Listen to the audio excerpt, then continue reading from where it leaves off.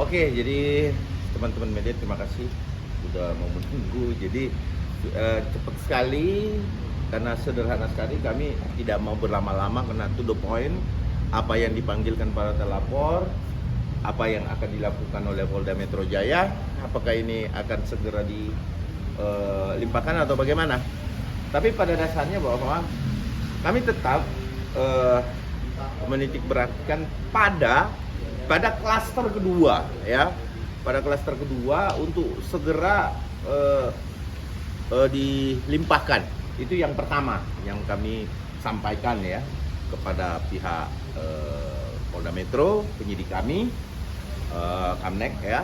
Terus kemudian ada beberapa upaya ya yang dimohonkan oleh pihak klaster pertama terkait pertemuan Bapak Egy Sujana dan DHL ya, Damai Hari Lubis. Itu juga menjadi pembahasan. Itulah kepentingannya kami dipanggil, bahwa kemudian ada permohonan restoratif yang dilakukan pihak pelapor ya. Kami menyambut baik, kami menganggap bahwa ya tidak ada masalah kalau memang itu adalah upaya yang baik yang menuju sesuatu yang kenapa sih kita harus memenjarakan orang, kan itu persoalannya kan.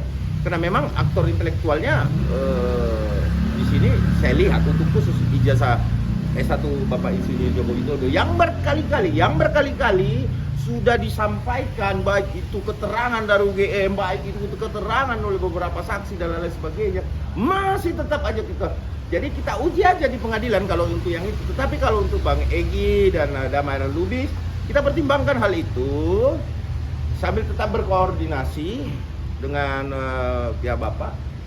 Kalau memang itu dimungkinkan, maka kami tetap akan mengikuti apa arahan dari Bapak ya, tentunya Pak Insinyur Joko Widodo sebagai pelapor utama. Karena kami ini melihat bahwa apa yang kita laporkan kan berbeda tuh dengan Bapak, adalah ada delik aduan absolut ya, dan ada delik umum, sehingga itu perlu kita kaji dulu bersama, berdiskusi bersama Polda Metro, dan ini akan berlanjut terus kita berdiskusi karena permohonan juga sudah ada ya kita sisa merespon sebenarnya. Tapi apapun itu kami tetap menunggu konfirmasi dari Bapak Insinyur Joko Widodo ya, seperti apa nantinya, apakah kita ikut dalam perdamaian tersebut. Tetapi apapun itu, Pradi Bersatu khususnya ya tetap merespon baik segala sesuatu yang baik untuk bisa kami diskusikan dan duduk bersama. Nanti bila mana memang pihak dari Bang Egy dan Bang Damai Hari Lubis, karena beliau juga senior saya ya, Bang Egy ya, jadi kami merespon baik. Kami akan mempertimbangkan seluruhnya untuk bisa dilakukan restoratif justice. Artinya kita tidak menutup pintu untuk itu, namun kami tetap berkoordinasi dengan Bapak ya di sini sebagai korban yang memang betul-betul difitnah, dilecehkan, body shaming yang bertahun-tahun, nggak kayak yang lain ya kan, baru 1 minggu 2 minggu udah keberatan gitu. Tapi kalau Bapak itu 10 tahun hidupnya itu ya. Tetapi apapun itu kita hadapi. Untuk laporan-laporan yang baru kita juga hadapi, kita juga berkonsultasi bahwa nanti jatuhnya di mana itu terserah penyidik ya, dan di mana letak kesalahannya kita betul-betul harus periksa tuh, di mana penghinaan dan apakah memang seorang Mas Roy yang terhormat itu masih memiliki nama baik gitu loh. Karena statusnya pada saat dia membuka laporan itu minta jadi tersangka, dan ini adalah pertanyaan yang paling substansial yang akan dilakukan oleh penyidik, bahwa ketika penetapan tersangka apakah itu masih memiliki nama baik. Nah itu perlu ahli itu ya kan, apakah seorang yang berstatus tersangka yang notabene ketika kemudian kita berbicara tindak pidana, ketika mendapatkan unsur ada tindak pidananya, berarti pelaku kejahatan. Nah kalau pelaku kejahatan masih memiliki nama baik nggak? Nah itu ya kita serahkan pada penyidik nanti untuk laporan Mas Roy ya. Saya menanggapi itu. Terus kemudian kalau untuk Bang Egy, ES dan DHL, Damai Hari Lubis ya, kawan-kawan kita juga kita lihat, karena memang saya melihat ada hubungan batin yang erat antara Bapak Joko Widodo dan Bang ES ya. Dibuktikan bahwa pada saat pencalonan di Wali Kota Solo, kemudian Gubernur DKI, Bang Egy adalah tim. Bang Egy adalah tim di situ. Tetapi apapun itu, ya kita kembalikan kepada Bapak di Solo. Nanti coba akan kami komunikasikan juga dengan Bapak nanti di Solo ya. Karena saya juga tidak bisa mengambil keputusan, walaupun memang Pradi Bersatu itu adalah hak saat ini. Untuk Bapak Insinyur kita menjaga Presiden ke-7 saat ini, baik dari segi hukum, apapun yang menimpa beliau, kita akan hadapi. Tidak hanya pada tim kuasa hukumnya, berbeda ya, tim kuasa hukum dengan tim hukum yang kami ada untuk Bapak Insinyur Joko Widodo.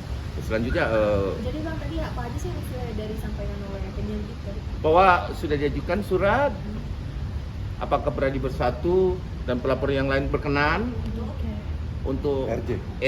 untuk RJ. Ya, kita akan diskusikan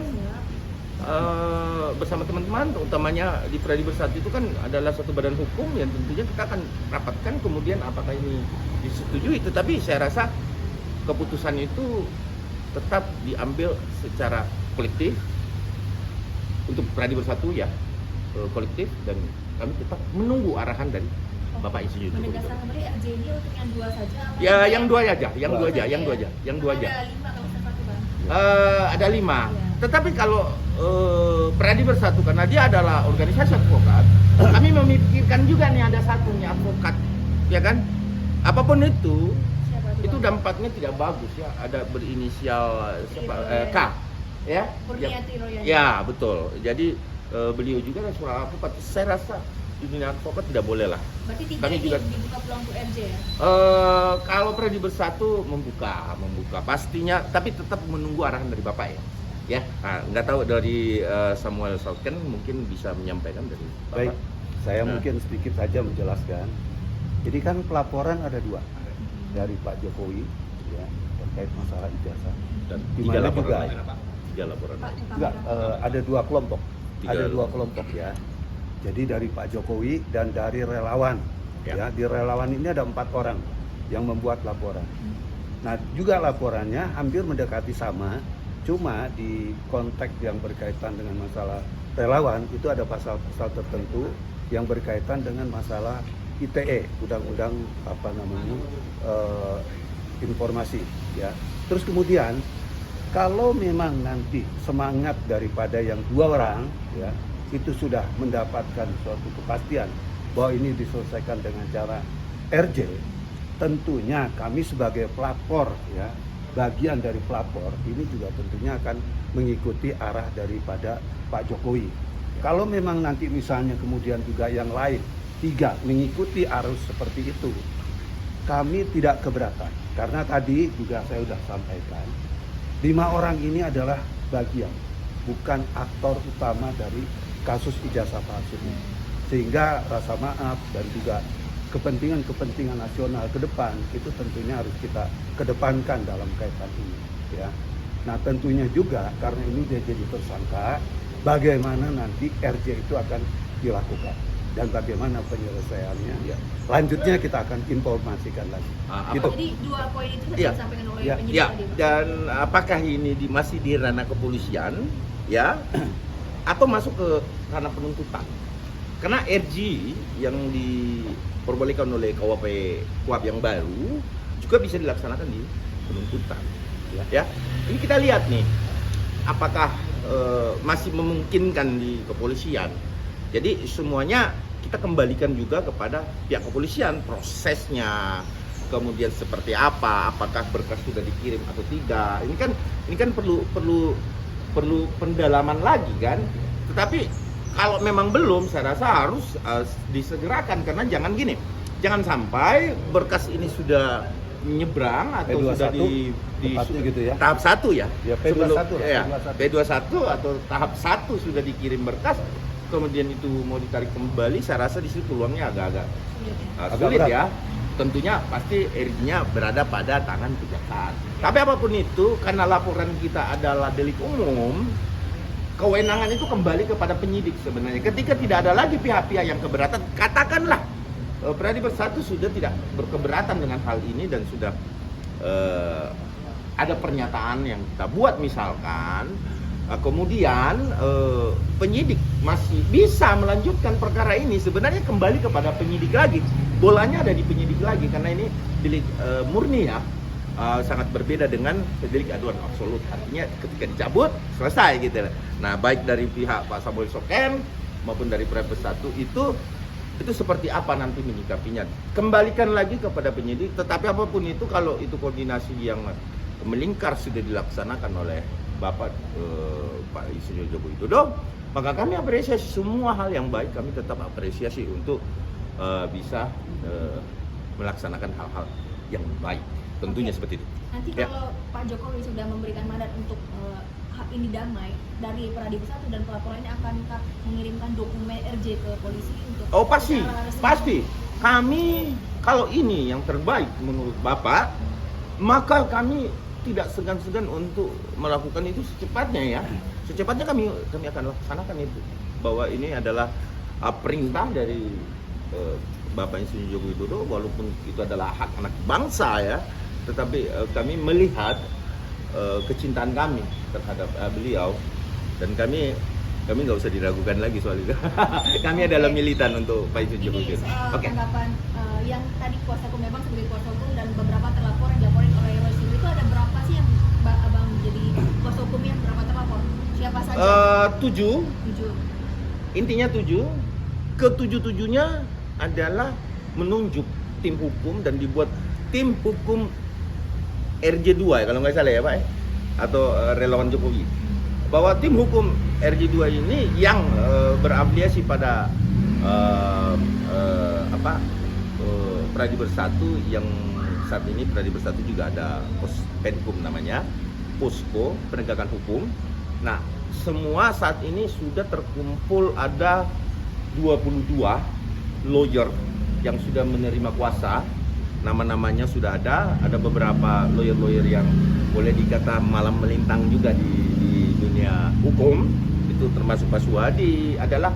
Kita adalah satu tim semua untuk membela YouTuber Nusantara, Unpacking ya, yang dilaporkan kan Unpacking, terus kemudian YouTuber Nusantara dan Mo1 TV, itu kesemuanya adalah klien kami.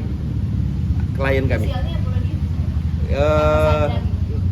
Ya nanti kita akan spill ketika menerima panggilan, karena takutnya ada kesalahan administrasi pada saat pelaporan sehingga ketika mau dipanggil itu tidak boleh lagi diulang. Artinya siapa saja yang akan dipanggil nanti itu yang pada saat ada pemanggilan klarifikasi dulu itu pasti kita. Tapi yang jelas adalah YouTuber Nusantara itu beranggotakan ada 7 orang ya. Terus kemudian ada salah satu podcaster juga atau YouTuber. Terus kemudian ada satu nih yang menarik, inisial F. Iya, ada beberapa. Ada 9. Iya, karena digabungkan antara laporan Demokrat dan laporan Roy Suryo. Nah, seperti itu. Nah, jadi ini counter attack-nya gitu ya. Ya, jadi teman-teman bisa melihat tuh counter attack-nya seperti itu. Jadi laporan Partai Demokrat juga berbeda tuh. Nah, ada 4 nama. Kalau yang di YouTuber Nusantara 7 totalnya. 7. Tetapi apapun itu ya, yang ada yang menarik, ada inisial F tadi ya. Ada inisial F yang itu sangat saya rasa memang dia bukan bagian dari YouTuber Nusantara, tetapi dia juga ikut dilaporkan. Inisial F ini.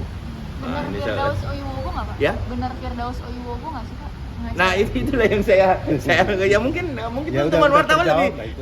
lebih mengerti itu ya. Tapi di sel F ini kita kan belum bisa pastikan bahwa itu apakah Firdaus ya. Tetapi saya rasa itu informasi yang kami dapatkan itu boleh dikata 75% benar ya. Jadi ini yang sangat menarik. Jadi semuanya dilaporkan, siapapun yang membantah, yang membela Bapak Insinyur Joko Widodo itu wajib dilaporkan. Kelihatannya seperti itu. Nah inilah yang membuat kami menjadi sangat lucu. Tetapi apapun itu kita hadapi ya, karena bentuk laporan ya. Ya teman-teman dan masyarakat Indonesia bisa melihat bahwa ini sudah main hantam kromo. Saya menyampaikan kepada masyarakat Indonesia, ini sudah mulai hantam kromo nih. Ini udah membabi buta ya. Tapi apapun itu kita hadapi. Kami sebagai tim hukum dari relawan Jokowi tetap konsisten menghadapi dengan gentleman dan jangan salah. Kami lapor balik. Counter dilawan dengan counter. Ya, demikian ya. Tadi dibahas nggak soal terlapor ini oleh penyidik? Ya saya sempat tanyakan apakah dia jatuh di Kamnek atau di mana, tetapi belum ada Jadi saya penyidiknya. jelaskan. Dan Ya. pemeriksaan juga belum ya? Belum. Jadi gini, Ya. karena ini pelaporan masih bentuknya, Iya. kita kan belum tahu Iya. jatuhnya ke Kapnek lagi atau ke wilayah yang lain. Ya. Gitu ya. Karena Iya. divisinya kan banyak, ya. Ada Renakta, terus Ada juga cyber. cyber, Ya. ada yang lain-lain gitu. Kita lihat aja perkembangannya nanti Ya. seperti apa. Oke. Dan yang jelas kita dari tim hukum itu tidak akan pernah mundur melihat persoalan ini. Oke. Ada pertanyaan? Mereka melakukan hal yang seperti itu, kita juga akan mencoba melakukan Hal yang sama. gitu. Ada pertanyaan, teman-teman? Cukup sih. Oke. Cukup ya. Cukup ya. Oke, terima kasih teman-teman.